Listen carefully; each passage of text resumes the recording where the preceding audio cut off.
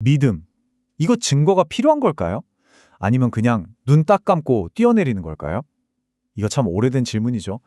오늘 우리는 이 논쟁의 가장 긴장감 넘치는 순간 중 하나로 들어가 보려고 합니다.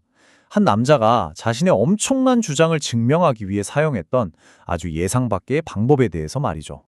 모든 건 바로 이 한마디에서 시작됐습니다. 이건 그냥 종교적인 표현 이런 차원이 아니었어요.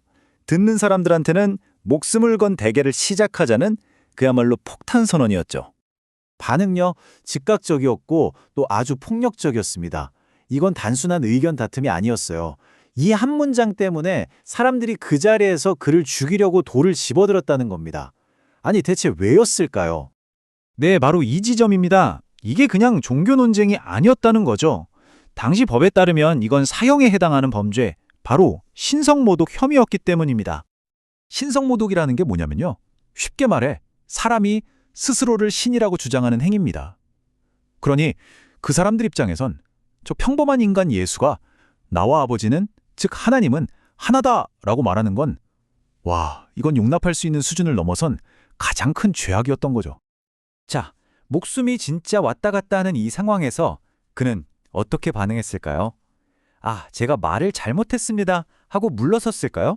아니면 말을 좀 바꿨을까요? 그의 대응은 정말 생각지도 못한 방향으로 흘러갑니다. 그는 논쟁의 판을 완전히 뒤집어 버립니다.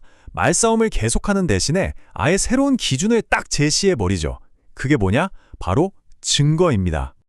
여기서 정말 기가 막힌 전환이 일어나요. 사람들은 계속 그의 말을 물고 늘어지잖아요. 네가 한 그 말 신성모독이야 하고 공격하는데 그는 아예 논점 자체를 자신의 행한 일, 즉 객관적인 증거로 옮겨버립니다. 말의 전쟁을 증거의 대결로 확 틀어버린 거죠. 그러면서 이렇게 직접적으로 도전합니다. 이 말은 무조건 날 믿어라는 강요가 아니에요. 오히려 정반대죠. 내 주장을 한번 검증해봐. 직접 확인해보라고. 이건 정말 대담한 초대입니다. 그러니까 핵심은 바로 이겁니다. 그는 맹목적인 믿음을 요구한 게 아니었어요. 오히려 눈 똑바로 뜨고 이 증거 앞에 정직하게 서보라고 요청한 거죠. 믿음이란 게 근거 없는 도박이 아니라 제시된 증거 위에서는 결단이라는 메시지입니다. 자, 그렇다면 그가 증거로 제시한 아버지의 일이라는 게 구체적으로 무엇이었을까요? 그냥 깜짝 놀랄 만한 기적들, 이런 걸 의미했을까요? 성경에서는 그가 행한 일들을 표적이라고 부릅니다. 이 표적이라는 말이 중요한데 이게 그냥 구경거리가 아니란 뜻이에요. 말 그대로 그가 누구인지를 가리키는 이정표 역할을 했다는 거죠. 모든 기적에는 다 분명한 목적이 있었습니다. 구체적인 예를 몇 개 들어볼까요? 물을 포도주로 바꾼 사건은요, 부족함을 채우시는 하나님의 풍성함을 보여주는 거고요. 병든 사람을 고친 사건들은 절망을 이기는 하나님의 권위를 보여주는 시기였습니다. 그러니까 하나하나의 일이 하나님의 성품을 살짝 엿볼 수 있게 해주는 창문 같았던 셈이죠. 하지만 그 모든 일들 중에서도 정점, 클라이맥스가 있었겠죠. 바로 십자가와 부활이었습니다. 다른 표적들이 사람들의 일시적인 문제를 해결했다면 이 사건은 한 사람의 영원한 운명 자체를 바꾸기 위한 가장 크고 궁극적인 표적으로 제시됩니다. 자, 그럼 이런 질문이 생기죠. 2000년이나 지난 지금 우리는 그가 행한 일을 어떻게 보고 판단할 수 있을까요? 한 세 가지 방법을 통해 그 일을 볼 수 있다고 합니다. 첫째는 역사적 사건으로 기록된 증언, 즉 성경이죠. 둘째는 기독교 신앙의 핵심인 십자가와 부활 사건이고요. 그리고 마지막으로 바로 오늘날 사람들의 삶에서 일어나는 그 실제적인 변화를 통해 일의 흔적을 발견할 수 있다는 겁니다. 이 마지막 방법에 대한 아주 흥미로운 일화가 하나 있습니다. 한 교도소에 아주 냉소적이고 거친 수감자가 있었어요. 그는 신 같은 건 약한 사람들이나 믿는 거라고 공공연히 말하고 다녔죠. 그러던 어느 날 동료 수감자 한 명이 가족의 비보를 듣고는 완전히 무너져 내렸습니다. 벽을 치면서 울부짖는데 아무도 그에게 다가가지 못했죠.